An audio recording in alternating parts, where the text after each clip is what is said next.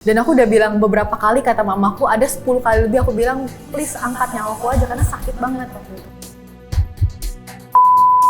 Kalau misalnya seandainya selamat lagi pun, tadi aku entah kehilangan, kalau kata dokter ya, ini kan karena kena otak kanan, itu pasti pengaruh ke kesempatan kedua atau perjumpaan sama Tuhan. Aku merasa sangat-sangat, I feel so lucky and grateful aku bisa dapat itu karena aku benar-benar sekeras kepala itu.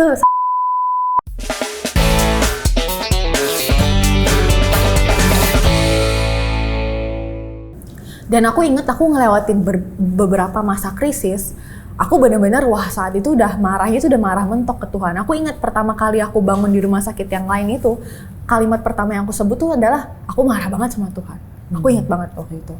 Dan itu semakin parah sampai titiknya pas aku dipindahin tuh dari RS yang balik ke Jakarta, itu kan harus lewatin perjalanan darat, nggak boleh udara karena tekanan di udara bisa pengaruh ke otaknya. Jadi lewat darat dong ya. Dan itu selama perjalanan yang darat, itu aku krisisnya sampai parah banget, sampai mamaku dan adekku yang waktu itu anterin, mereka sempat panik karena sempat kita tuh satu rest area yang nggak ada siapapun gitu ya. Aku sampai teriak-teriak kejang gitu sampai kesakitan banget. Dan aku udah bilang beberapa kali, kata mamaku, ada 10 kali lebih aku bilang, please angkat nyawaku aja karena sakit banget waktu itu. Dan akhirnya dikasih obat atau apa gitu ya sama mamaku, dan mamaku tuh selama perjalanan dia beberapa kali ngecek aku kayak ini tuh beneran tidur, kolaps atau ya sorry to say gone gitu kan. Dia ngecekin nafas aku segala macam sampai ke Jakarta.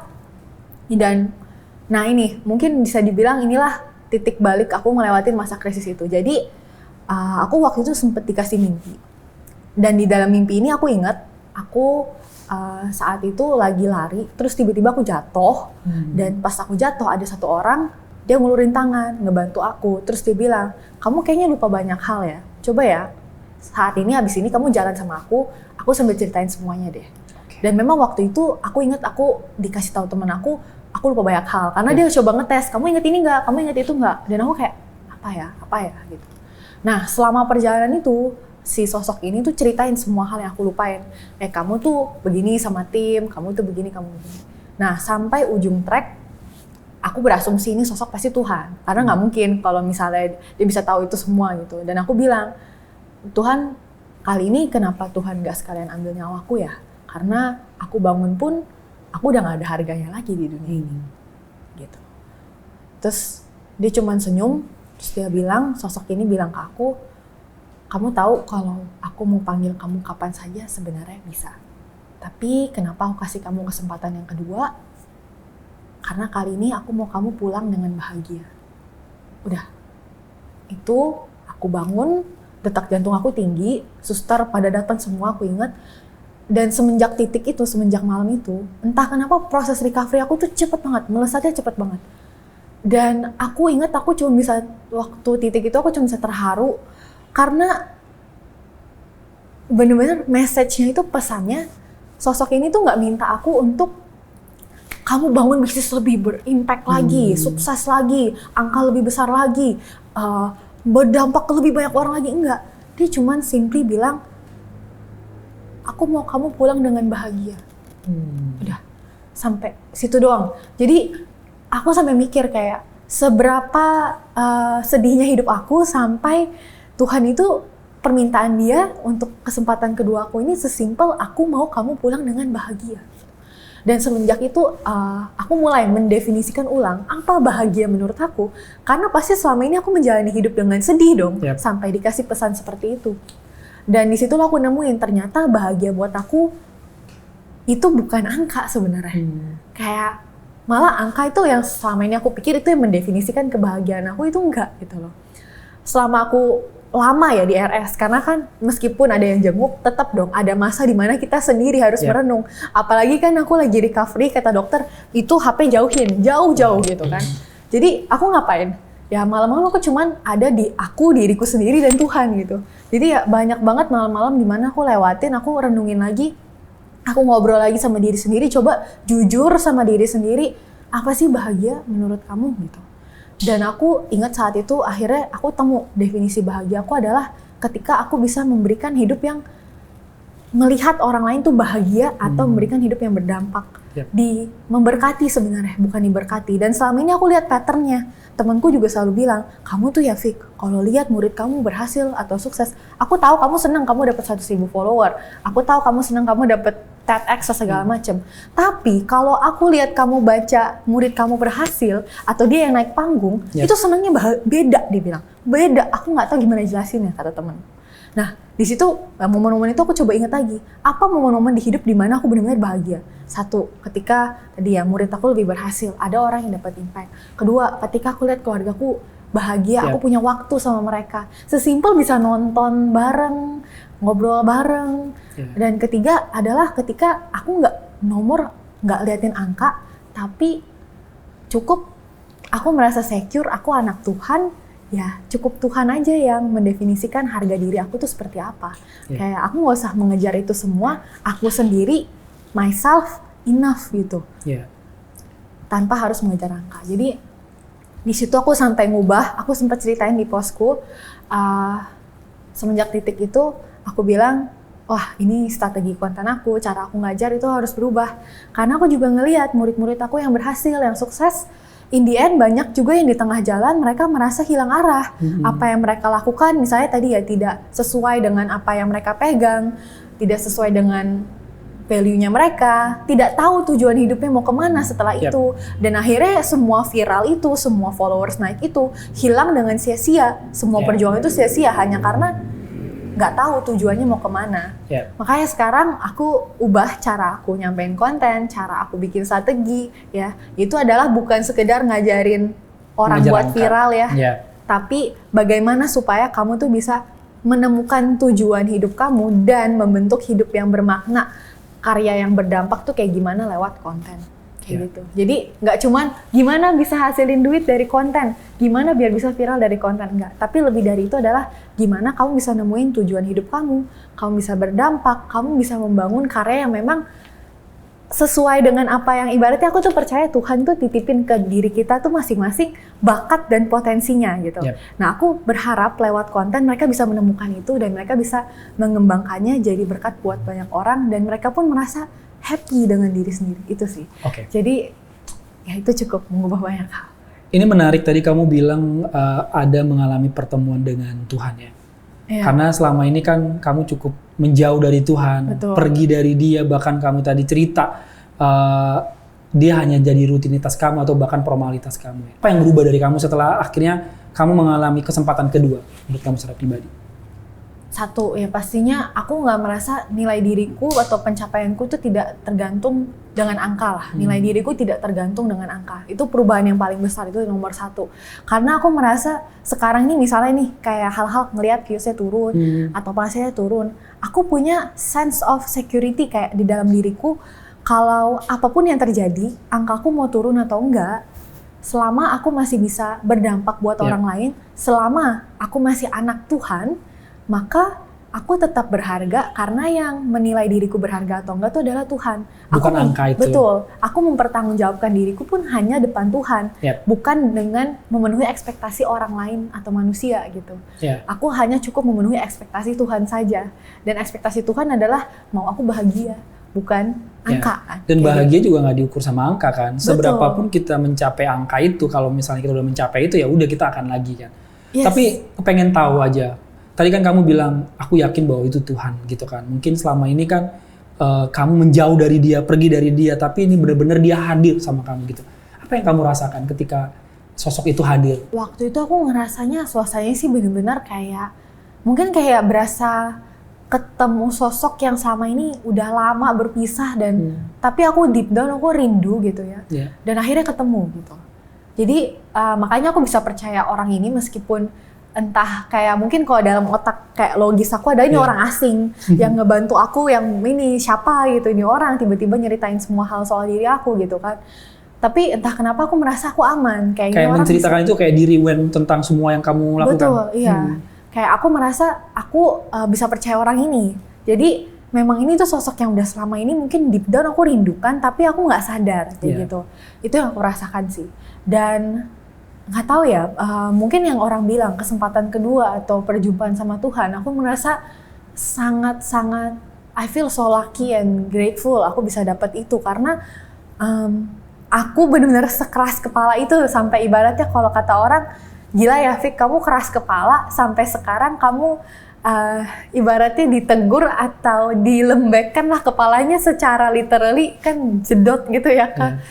Jalanan gitu kan, jadi kayak keras kepalanya kamu tuh sampai harus ditampar, sampai harus mengalami kejadian sebesar itu dulu gitu ya, baru kamu sadar gitu. Dan ya aku bersyukur banget karena Tuhan tetap mau manggil aku balik gitu loh, kayak gitu sih. Jadi aku merasa pokoknya ya momen-momen itu sampai sekarang cara aku hidup, cara aku memandang segala sesuatu itu berbeda, udah berbeda jauh, berubah jauh. Tadi kamu bilang kesempatan kedua gitu kan, dan mengalami perjumpaan dengan Tuhan. Kenapa sih kamu bisa yakin bahwa ini kesempatan kedua? Apakah saat itu mungkin kamu sudah merasa bahwa udah nggak selamat lagi? Mungkin kalaupun selamat juga kondisi fisikku nggak bisa pulih. Kenapa kamu bilang kesempatan kedua?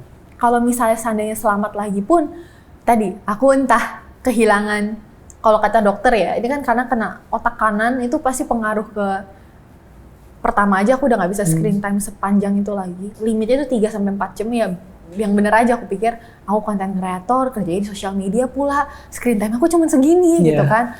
Nggak make sense, nggak masuk akal aku bilang. Sehari tuh aku bisa 10 jam plus gitu kan. Oh itu dulu tuh 10 hari plus? 10 jam udah pasti di atas 10 jam, plus pokoknya. Terus udah gitu yang pertama ya. Terus yang kedua dia bilang mungkin ini akan mempengaruhi kayak dari segi cara kamu ngomong, dari segi cara kamu menangkap sesuatu, mengerti sesuatu. Wah aku mikir, gila ini aku tuh orang yang ibaratnya tuh orang belajar dari aku. Dan sekarang aku ibaratnya direndahkan sampai to the point kayak otak aku yang sekarang nggak bisa gitu kan. Wah gimana ntar aku baliknya gitu kan. Aku bakal kehilangan status aku gitu kan. Jadi even aku balik dalam tanda kutip sehat pun banyak sekali hal-hal seperti ini. Dan bahkan makanya aku merasa wah ini murni kesempatan kedua. Dan juga karena aku tuh kecelakaan akhir Mei, didiagnosa kemarin pulih 100%, tidak ada tersisa satupun bekas darah di otak, itu kemarin banget Juli 2025. Itu less than 2 months, kayak di bawah 2 bulan. Semua orang yang aku dengar ngalamin pendarahan otak, itu minimal banget ya, 5 bulan, 6 bulan, itu pun kalau nggak kena stroke, stroke lah, dan segala macam itu gitu ya. Jadi, aku ingat waktu aku bikin kuku ini aja gitu ya, orang yang bikinin aku kuku dia ceritakan kayak keluarga dia sempet ada yang ngalamin pendarahan otak, survive beberapa hari, meninggal kayak gitu. Jadi kayak ada jedanya dulu beberapa hari and then gone kayak gitu. Makanya dia heran gitu, kok bisa kamu survive gitu. Nah makanya hampir semua orang yang aku tanya gitu ya, karena kan aku orangnya cukup logis, jadi aku berusaha untuk mencari tahu apakah memang yang aku alami ini tuh sesuatu yang make sense atau enggak, dan emang nggak make sense. Bisa kamu bilang berarti adalah mukjizat sih. Ya, kenapa kamu bilang mukjizat? Yes, karena udah nggak bisa aku jelaskan lagi dengan teori ataupun hal-hal yang ya, maksudnya teori ataupun pengalaman nyata atau pengalaman orang lain, karena pengalaman orang lain tidak ada yang sampai sewah itu sejauh ini aku temuin gitu. Ya, apalagi kamu orangnya yang begitu logis ya. Iya. Ya kan? Dari semua yang kamu alamin tadi, kamu dibawa Tuhan mengalami sebuah proses hidup ya kan? Proses hidup yang akhirnya memutarbalikkan tentang definisi bahagia, definisi tentang cukup ya kan? Karena mungkin selama ini kan bahagia itu diukur berdasarkan angka, tapi sekarang bahagia itu diukur berdasarkan cukup karena menurut Tuhan kamu cukup kan. Ya tadi juga yang kamu ceritain sebenarnya kita pernah interview Daniel Mananta, dia pernah bilang kan ketika dia kehilangan pita suaranya saat itu dia merasa bahwa hidupnya nggak berharga, nggak berarti karena kan dia mengandalkan identitasnya di suara ini kan. Betul. Mungkin selama ini kamu juga tadi mengandalkan identitas kamu adalah di angka-angka pencapaian ini kan. Betul. Nah kalau boleh jujur, boleh mungkin lihat ke kameranya, apa yang pengen kamu sampaikan ke Tuhan Yesus ya secara pribadi dari titik semua hal yang akhirnya kamu menerima vonis dari dokter dan menerima hasilnya, dan mungkin kamu mau ngucapin thank you sama Tuhan Yesus apa? Silakan. Oke. Kalau aku bisa ngomong ke Tuhan Yesus yang sebenarnya aku juga sudah ucapkan gitu lewat doa, itu adalah Tuhan Yesus, terima kasih buat kesempatan kedua yang kau berikan ini, dan kali ini yes, aku bakal pulang dengan bahagia. Aku bakal menggunakan hidup aku dengan sebaik-baiknya, dan aku akan bahagia. Dan aku juga akan tidak lagi mendefinisikan diriku dengan angka. Dan aku berharap dari kebahagiaanku itu aku bisa menjadi dampak dan membuat orang-orang sekitarku juga bahagia. Gitu sih. Ya. Ketika kamu sendiri di rumah sakit, ya kan itu kan waktu kamu refleksi ya, mencari Tuhan lagi, connect lagi sama Tuhan. Ketika kita nggak ada teman, nggak ada orang, nggak bisa apa-apa kan, disitulah titik kita akhirnya mengalami sebenarnya kayak refleksi diri kan. Boleh cerita nggak bagian-bagian apa yang kamu lakukan untuk berkontemplasi sama Tuhan saat itu? Saat itu waktu awal-awal ya. Ya. Tentu tidak, karena waktu itu aku awal-awal marah banget ya sama Tuhan. Jadi dan kerjaan aku cuma bisa entah makan sedikit, tidur lagi, makan sedikit, tidur lagi. Tapi semenjak malam dimana aku ngalamin mimpi itu dan percepatan sembuh aku luar biasa, aku ingat saat itu aku banyak berdoa, aku banyak renung, baca lagi tuh renungan ya yang selama ini sudah ku skip sampai notifikasinya tuh 100 plus days kamu sudah tidak baca gitu kan. Aku kembali baca lagi dan memang karena saat itu aku belum bisa ya untuk kayak terpapar dengan audio ataupun visual yang terlalu gimana. Jadi aku lakukan adalah kalau musik sih aku ada dengerin audio yang buat otak sih sebenarnya biar otak aku nggak sakit itu gitu kan. Tapi di luar itu aku lebih ke baca lagi renungan, baca lagi kitab dan ada teman-teman yang datang juga buat mendoakan. Aku ingat waktu itu ada dari pas yang aku di Bali tuh sampai kayak bela-belain lah ibaratnya datang gitu kan buat doain aku dan kurang lebih sih banyak ngobrol sama diri sendiri sih dan Tuhan gitu karena emang nggak boleh ngapa-ngapain pegang HP aja nggak boleh gitu kan jadi banyak waktu yang aku lakukan buat kembali ngobrol sama diri sendiri dan Tuhan dan kedepannya nih mau kayak gimana gitu. Aku kan orangnya juga cukup planning ya sama ini aku kayak ibaratnya planningnya aku nih yang plan A udah bener-bener aku tutup karena definisi bahagia aku udah nggak gitu lagi jadi saatnya untuk bikin plan B. Aku udah manifest kayak setelah aku keluar dari rumah sakit dan aku yakin banget saat itu aku bisa keluar dari rumah sakit dengan pulih apa yang mau aku lakukan. Dan mungkin karena keyakinan itu juga disertai dengan doa, iman ya disertai dengan doa dan juga perbuatan which is aku planning, itulah yang membawa aku kemarin divonis 100% sudah sembuh, tidak ada bahkan dokternya pengen nunjukin ini before ya kamu lihat tuh ya ada darahnya di sini. Ini after tidak tersisa satupun bekas darah. Dan aku ingat aku sampai make sure berkali-kali ini yang kiri juga sama kan dok? Aku balik lagi, bener ya dok? Iya dia bilang selamat menjalani hidup kamu kembali dengan normal. Itu closing statement dari dokternya. Jadi aku nggak perlu minum obat gimana lagi atau apa. Ya aku merasa ya itu sih, itu benar-benar mukjizat banget sih kayak gitu. Ketika kamu melihat hasilnya 100% dan kamu tadi juga melihat before after-nya gitu.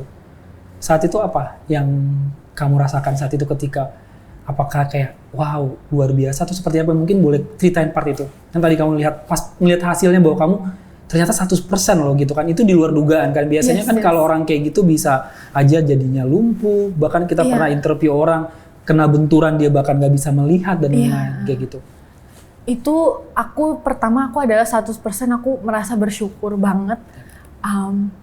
Aku ingat waktu itu aku berasa aku langsung ngomong sama diri sendiri gitu ya sama dalam hati gitu kalau Tuhan terima kasih ini janji Tuhan yang kita sama-sama waktu itu. Jadi selama aku di RS tuh aku kayak ngobrol sama Tuhan kalau Tuhan nanti setelah aku sembuh aku mau gini.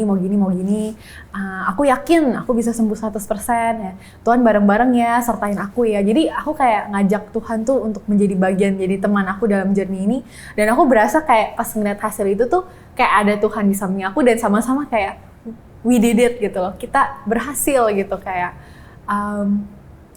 itu yang pertama yang aku rasain. Dan yang kedua aku langsung berasa ya memang ini murni kesempatan kedua. Jadi udah tidak ada kayak ibaratnya tambah-tambah apa lagi kayak benar-benar ini murni Tuhan kasih kesempatan kedua for me untuk bahagia, untuk benar-benar mengejar apa itu definisi kebahagiaan aku dengan tubuh yang sehat dan pulih total kayak gitu. Oke, tadi kamu bilang janji. Boleh satu mention gak janji yang kamu ucapkan sama Tuhan saat itu ketika kamu lagi bergumul dan ya mungkin itu juga kamu realisasikan bersama Tuhan saat ini? Nah, janjinya yang pertama itu adalah simply untuk setiap hari kembali renungan, berdoa lagi, dekatkan diri ke Tuhan. Itu kayak janji yang paling simpel, tapi percayalah itu yang paling menantang. Karena kadang tuh ya mungkin kita sehari-hari ya, kayak mau baca firman tiba-tiba ada notifikasi apa lagi atau apa. Tapi aku janji itu janjiku yang pertama. Karena aku merasa kalau aku mau beneran bahagia dan beneran merasa damai, maka aku harus mendekatkan diri ke Tuhan. Dan gimana cara aku mendekatkan diri ke Tuhan dan tahu firman-Nya itu adalah dengan ya aku kembali mengenali Dia lagi, baca doa, komunikasi lagi, baca lagi Alkitab. Ibaratnya gimana kamu mau bangun hubungan sama Tuhan kalau ngobrol aja nggak pernah, komunikasi aja nggak pernah, hubungan sehari-hari aja nggak dilibatkan gitu ya dalam kehidupan. Itu sih yang aku sekarang udah jalani. Dan yang kedua, aku udah bikin komitmen lewat sosial media platformku. Aku tahu sebelumnya karena aku sering dengar kreator-kreator yang shifting niche, berubah topik konten atau niche tiba-tiba membicarakan soal kebaikan Tuhan dan segala macam. Aku tahu resikonya. Aku pernah juga mengalami resikonya. Tapi aku bilang itu semua doesn't matter anymore. Kayak aku komit setelah aku sembuh ini, aku akan bener-bener waktu itu kan aku baru kayak resolusi doang, karena aku ngejar angka. Mau angkaku berapapun, mau aku dapat komenan seperti apapun, mau gimana pun, aku akan mulai alokasi pilar konten aku di portion konten aku yang tadinya semuanya sosial media, bisnis aku segala macam itu sekarang dibagi jadi 3. Pokoknya pertama itu ya aku akan tetap ngomong sosial media, tapi mulai ada porsian di mana aku akan ngomongin soal Tuhan. Itu aku udah komit. Kayak apa yang sudah dilakukan terhadap hidup aku. Itu porsian untuk memberikan dampak. Dan satu lagi adalah porsian untuk bahagia. Pastinya karena Tuhan nitipin aku untuk bahagia, aku akan eksplor topik-topik lain yang memang aku merasa ya ini diriku. Dan untuk 2 pilar ini, aku nggak lihat dari angka. Kalau memang pilar yang pekerjaan ya betul, itu pekerjaan ya. Aku akan anggap itu profesional. Ya, apa yang talenta yang Tuhan titipkan buat aku share ke orang lain gitu ya. Tapi kalau untuk yang bagian 2 ini, aku nggak lihat angka. Kayak mau itu hari itu viewsnya turun banget, mau hari itu ada yang hate comment lah, mau hari itu ada yang apa. Aku udah bilang, nggak, kali ini aku dikasih kesempatan kedua, and I feel so grateful. Aku nggak diminta Tuhan untuk ngelakuin ini pun, aku mau lakukan karena aku merasa aku bener-bener kayak bersyukur banget aja gitu. Sampai aku harus menceritakan ini. Aku inget tuh, di hari-hari pertama ya aku mengalami kesembuhan aku tuh nggak bisa stop ngomongin soal mukjizat aku ini dan kebaikan Tuhan. Kayak hampir semua orang yang aku temuin, aku ceritain lagi. Dan aku nggak bosen-bosen gitu. Mungkin ini yang Tuhan bilang kayak, waktu itu aku pernah baca Paulus kan. Dan Paulus itu kan dari seseorang yang, penjahat lah, memberontak banget gitu ya. Sampai dia nggak bisa stop untuk ngomongin soal kebaikan Tuhan. Nah, mungkin ini kurang lebih rasanya ya. Aku merasa kayak dulu tuh aku tipikal yang hati-hatilah, nanti kalau terlalu ngomongin nanti agama, akan efeknya ke ntar efeknya ke personal brand lah, gitu nanti gini-gini loh, nanti orang begini. Tapi aku ingat setelah kejadian ini nggak bisa stop untuk ngomongin ini gitu, karena ya aku benar-benar berasa thankful banget. Jadi itu 2 hal yang sekarang aku udah jalanin sekarang. Ya, karena mungkin dari peristiwa ini juga Tuhan pengen kamu benar-benar tadi kamu bilang kan saat teduh, merasakan Dia lagi, mengalami Dia ketika kamu mengalami Dia kan. Karena gini, kadang kan kita jadi Kristen atau percaya Tuhan itu kan karena kita sudah ikut orang tua ya kan. Tapi ketika kita ngalamin experience with God tadi kan, makanya kamu ketika kamu mengalami pribadi, mungkin tadi kamu bilang Paulus, dia mengalami Yesus secara pribadi kan, ketika dia saat itu mau mencelakakan orang kan, akhirnya dia buta dan lain-lain kan. Nah kamu mungkin mengalami suatu peristiwa dan Tuhan pengen mau melalui itu kamu menyatakan itu ke banyak orang kan. Wow, Tuhan memberikan kesempatan kedua. Sebelum lanjut lagi nih ngobrol di podcastnya Cahaya Bagi Negeri, kita mau ngajak kalian untuk menyaksikan dampak dari pelayanan CBN. Berikut ini adalah videonya. Di Desa Lawira, Nias Utara, banyak ibu yang bekerja sebagai pemecah batu. Salah satunya ibu dari Risti Glory Zega. Bahkan, Risti sendiri harus membantu ibunya untuk memecahkan batu. Nama saya Risti Glory Valencia Zega, umur saya 11 tahun, kelas 5. Pekerjaan saya sehari-hari selain sekolah saya juga pemecah batu. Kalau sehari-hari Ica itu sering putus asa. Jadi kalau ditanya samanya apa cita-citamu, jadi nggak bisa dia jawab, kayaknya nggak berharap kali dia gimana ya. Awalnya memang dia pesimis bahwa dengan keadaan ekonomi saya tidak akan bisa mencapai cita-cita. Yang dilakukan Sol adalah proses awalnya untuk mendekati dia adalah melalui proses pembelajaran. Sehingga ketika dia sulit dalam proses pembelajaran dari sekolah, kita mendekati Ica. Dan bahkan kalau tiap minggu itu kita bertanya bagaimana perkembangan belajarnya, bagaimana dia di rumah. Dan ketika itu Ica sudah mulai terbuka. Suatu saat, singkat cerita, di sana Ica melihat dan memahami isi cerita dari modul Superbook.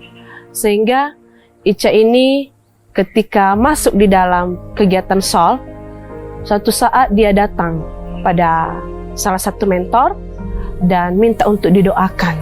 Ketika aku nonton Daud dan Goliat, aku melihat perkataan Daud bahwa Tuhanku tidak lemah. Dari situ aku mulai percaya bahwa aku punya cita-cita yang lebih baik, tidak menjadi pemecah batu, dan aku bermimpi untuk menjadi guru.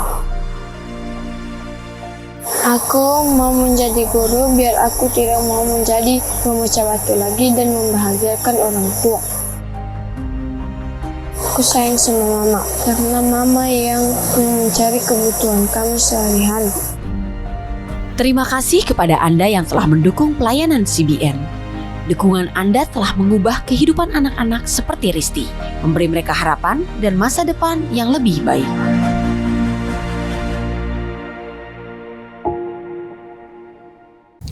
CBN bisa melakukan berbagai hal karena itu dukungan dari mitra-mitra CBN. Bisa melayani berbagai orang-orang di daerah atau melayani berbagai orang-orang melalui media penginjilan, itu juga karena dukungan kalian. Nah, kita mau ngajak kalian untuk mendukung pelayanan CBN. Caranya gimana? Ada scan barcode di bawah ini, kalian bisa langsung scan. Kalian mau berbagi atau mau mendonasikan berapapun yang kalian mungkin ada atau kalian punya, mungkin kalian tergerak mau berdonasi berapapun, langsung aja scan barcode di bawah ini. Tadi kamu bilang bahwa kamu mengambil waktu untuk merenung lagi, membaca firman Tuhan. Boleh bagi nggak? Ada nggak firman Tuhan atau yang mau kamu bagiin yang mungkin itu menguatkan kamu di titik-titik kamu berproses itu? Terserah, mau dibaca juga nggak apa-apa. Yang mungkin atau perikop cerita, mungkin tadi kamu bilang Paulus, atau ada nggak yang kamu baca dari Bible yang secara pribadi itu kayak nguatin kamu untuk lagi kayak intimate dengan Tuhan? Mungkin lebih ke, aku ingat kisahnya Yusuf sih. Mungkin teman-teman yang belum tahu kisahnya Yusuf itu kan dia melalui sebuah perjalanan, Tuhan titipkan sebuah mimpi ya ke dia. Lalu setelah itu malah dia melewati sebuah perjalanan yang tidak dia sangka, dibuang ke sumur, dijual gitu kan. Bahkan sudah jadi ibaratnya udah jadi budak gitu ya, itu pun masih tetap udah mulai agak naik lagi, dituduh gitu kan, sampai harus dipenjara.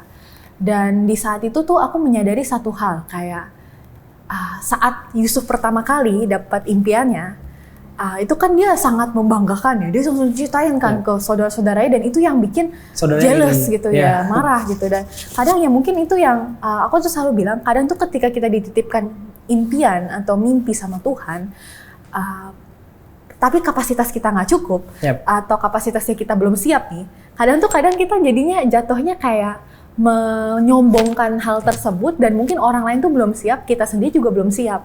Nah, itu aku merasa, aku relate banget dalam hal itu.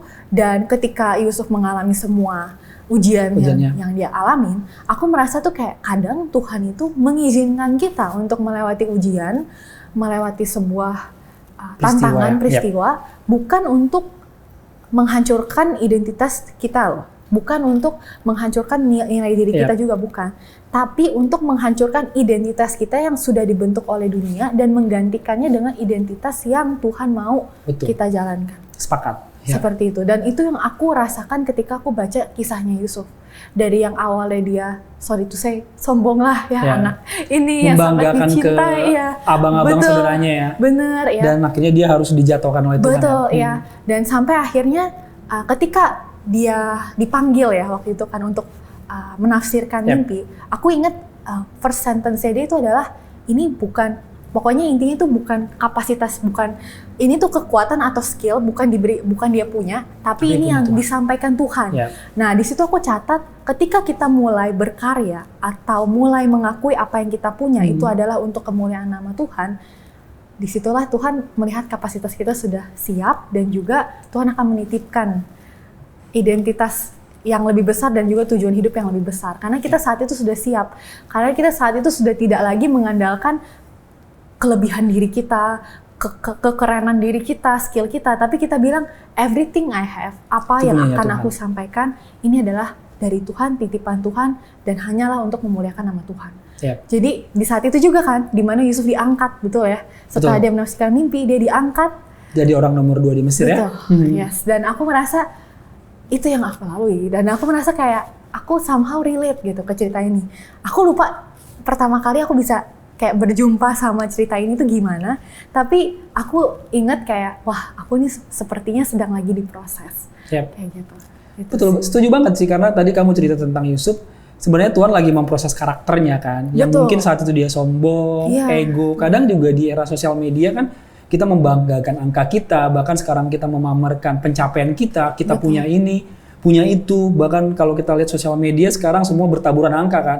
Wow, hebat nih, 5M pertama, 2M Yes, pertama. Tiba-tiba dijatuhkan sama Tuhan, Makanya kemarin ketika tim riset kita misalnya ngasih tahu, wah dapat cerita kamu pas baca gitu kan. Sama, ini juga kemarin tangan ini tuh sempat patah dan sempat nggak bisa sama sekali bergerak, dan kayak refleksi diri sih, kayak ngomongin diri, iya ya kita kadang ketika Tuhan ngasih kita kesuksesan, Tuhan ngasih segalanya, kita sibuk, akhirnya kita melupakan Tuhan kan. Dan ketika kita menjauh dari Dia, ya mungkin disitulah Tuhan pengen apa ya? Ada yang menarik kemarin Yandi Lawrence bilang kayak gini kan. Sebenarnya tujuan hidup kita apa sih? Kita semakin dekat sama Tuhan, kita mencari Dia, dan akhirnya nanti kita bawa dipakai Dia untuk berdampak buat orang lain kan. Yes. Kalau kita pribadi juga nggak diisi Tuhan, gimana hati kita diisi Tuhan juga akhirnya bisa blessing ke orang lain kan. Oke, ini sebagai mungkin sebelum closing ya, Tuhan Yesus lah dalam hidup kamu itu apa sih? Dari semua yang kamu alami sekarang ini, mungkin saat itu kamu juga mungkin menjauh dari Dia, dan sekarang mungkin kamu mulai intimate lagi dengan Dia. Boleh kamu gambarin nggak bagi seorang Vicky secara pribadi, Tuhan Yesus itu apa? Aku merasa sosok Tuhan Yesus itu seperti seorang ayah ya, papa. Karena gini, papa dengan anaknya ya, hubungannya dengan aku adalah anaknya gitu. Dimana kadang nih ya, seorang papa, biasanya kan kita sebagai orang tua gitu ya, kita lihat anak kita misalnya pas pertama kali naik sepeda jatuh atau apa, sebenarnya kita juga mau bantuin kan, kita mau bantuin, kita nggak mau dia mengalami itu, tapi dia harus melewati itu supaya dia bisa. Dan aku berasa itu adalah sosok Tuhan gitu, dimana segala tantangan dan segala hal yang dia biarkan terjadi dalam hidupku itu bukan dia nggak tahu loh, tapi dia memperhatikan. Bahkan mungkin at some point ketika kita sedang menangis, Tuhan pun juga menangis gitu loh bersama kita. Tapi dia harus mengizinkan kita untuk melewati hal itu supaya kita bisa berproses menjadi orang yang punya kapasitas yang lebih besar lagi, kayak gitu. Jadi aku merasa seperti seorang papa gitu, dan ketika aku hilang, ketika aku tiada gitu ya, aku pernah ingat orang tuaku sendiri ngomong ini, kalau anak kehilangan orang tua, ya itu ibaratnya kamu masih bisa melewati itu, tapi seorang orang tua kehilangan anak itu adalah rasa sakit yang tidak akan bisa dilupakan, tidak akan bisa disembuhkan bahkan kayak gitu. Dan sama halnya kayak ketika aku hilang gitu ya, papaku ini mencari aku, dan dia bener-bener aku dalam kondisi apapun pun dia terima gitu, karena saat dia menerima aku kembali pun rasanya itu bukan kayak wah kamu habis ngelakuin kesalahannya atau apa, enggak, tapi I'm glad to have you back, aku punya kembali anak aku, dan segencar itu dia nyari aku gitu, kayak apapun yang terjadi aku harus kembali nemuin anak aku. Semua cara dia sudah pakai gitu, mulai dari toel-toel dikit, GERD apa gitu ya. Aku percaya sekarang kalau ketika aku nangis dan ngalamin itu semua, itu bukan artinya Tuhan gak ini, dia sedih juga gitu. Tapi apa boleh buat gitu kan, dia harus mengalami ini gitu kan. Nah itu sih, aku merasa seperti seorang papa. Jadi ketika aku mengalami jalan, ketika aku udah mulai sesat, dia pun juga akan menegur aku lagi, tapi kembali lagi itu untuk kebaikan aku. Karena pada akhirnya itu Tuhan hanya mau kita bahagia, itu sih. Iya sih, benar kata kamu sih. Kita percaya bahwa apapun mungkin kita menjauh dari dia, pergi dari dia, bahkan kita mungkin udah nggak pernah lagi datang ke tempat ibadah, atau mungkin saat itu kita lebih sibuk dengan pencapaian atau mengejar angka tadi, tapi dia tetap mau menerima kita kan. Dia mau kita, ibaratnya ya mungkin dari cerita kamu tadi, mungkin Tuhan kasih kesempatan kedua sama kamu, biar kamu juga membangun intimate lagi sama dia dan menceritakan ini kepada banyak orang. Oh ternyata aku mengalami Yesus secara pribadi loh. Karena mungkin selama ini kan kita ngalamin dia karena ya udah datang ke gereja, ibadah pulang, datang ke gereja kayak nggak ada punya experience dia kan. Tapi ketika experience sama dia, disitulah kita kayak ngalamin, oh ini loh Tuhan ya, ini loh kasih Yesus kayak gitu ya. Betul. Apa yang kamu mau sampaikan kepada mereka-mereka atau orang-orang mungkin yang saat ini juga masih mengejar angka, mengejar kesuksesan. Mungkin nilai diri mereka juga diukur berdasarkan kesuksesan atau saya mau menunjukkan validasi, pencapaian, dan lain. Nah, kamu mau ngomong apa nih dari your experience ke mereka-mereka ini lagi yang masih kayaknya aku harus ngejar deh. Buat teman-teman di sini yang mungkin masih suka ngejar, ya gini, realistis. Pasti kita semua di sini yang namanya masih hidup di dunia gitu ya. Realistis adalah angka yang seringkali menjadi patokan mengukur keberhasilan dan juga siapa diri kita gitu ya. Tapi teman-teman balik lagi ya, yang namanya bahagia itu sendiri dan yang namanya tujuan hidup kita sendiri itu tuh sebenarnya nilai diri kita tidak ditentukan oleh angka. Karena gini, aku tuh selalu bilang, bayangin ya, kita kan sebagai content creator lah, pebisnis atau apapun itu gitu ya. Setiap hari kita kan selalu give our best, lakukan yang terbaik buat orang lain. Ibarat kayak gelas nih ya, kita selalu menuangkan ke orang lain gitu ya. Sampai lupa kadang untuk mengisi diri kita sendiri. Dan ketika kita sudah mulai empty, kita sudah kosong gitu ya, dan kita masih maksain, adanya kita retak dan kita nggak akan pernah merasa cukup gitu. Satu-satunya orang yang bisa mengisi gelas itu adalah Tuhan. Karena ketika kamu merasa kamu sudah cukup, nilai diri kamu cukup ditentukan oleh Tuhan, kamu tidak ada pertanggungjawaban untuk kayak, angka akan mendefinisikan aku atau orang lain mikir aku gimana, enggak. Kamu akan mikir, Tuhan mikir aku seperti apa. Dan percayalah Tuhan mikir kamu tuh, kita semua tuh berharga di mata dia, kayak gitu. Jadi ketika kita tahu kalau rasa cukup itu cukup dari Tuhan, dan Tuhan itu menyayangi kita berharga, maka percayalah itu akan tersalurkan juga lewat konten-konten kita, cara kita sehari-hari menjalani hidup, jadinya jauh lebih bermakna dan orang lain pun jadinya bisa dapat berkat dari kita.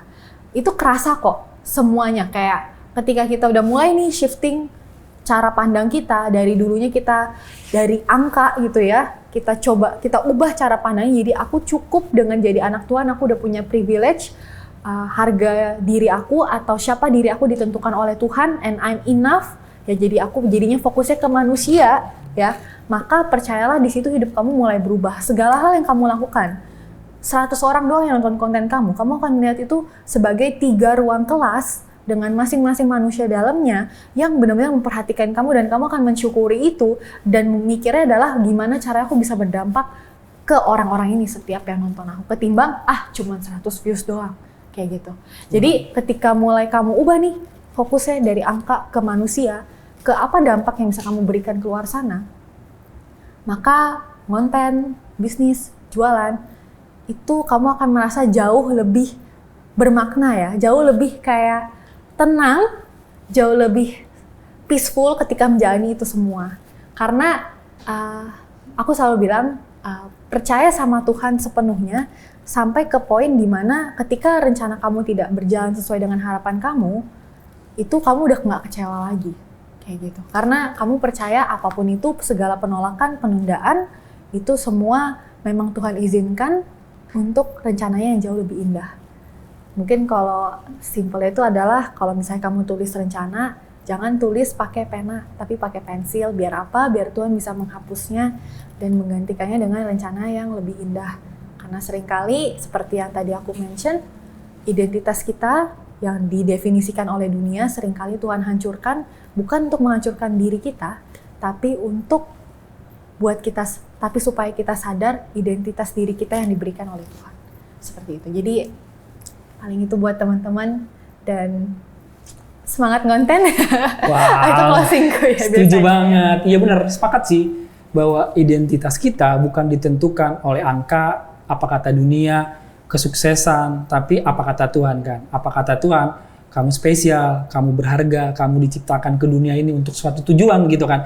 Jadi untuk kita tahu tujuan itu ya kita harus dekat sama Tuhan, ya kita harus cari tahu dia, connect sama dia, sehingga akhirnya dia yang nanti akan bawa kita ke tujuan-tujuan yang tadi kamu bilang. Tujuannya berdampak buat orang lain, dipakai Tuhan secara luar biasa, dan ya mungkin dari situlah kita mau menceritakan kebaikan Tuhan ya. Ya mungkin dari tadi yang kamu ceritain juga kesempatan, yang mungkin saat kesempatan itu akhirnya dipakai Tuhan juga untuk menyatakan kasihnya dia. Betul. Wow, thank you so much sudah berbagi di Cahaya Bagi Negeri. Kita kayaknya kita mau berdoa buat kamu ya. Boleh. Kita secara pribadi kru mau berdoa buat kamu. Mungkin ini jadi closing kita. Kita berdoa ya. Tuhan Yesus, terima kasih untuk tadi apapun yang diceritakan, dibagikan. Kami percaya semua itu berasal dari Tuhan, hatinya Tuhan, ada sang Piki Tuhan. Thank you Tuhan. Tuhan ngasih sebuah proses buat dia, buat Tuhan menyatakan Engkau yang sebenarnya, sehingga Piki mengalami Engkau secara pribadi.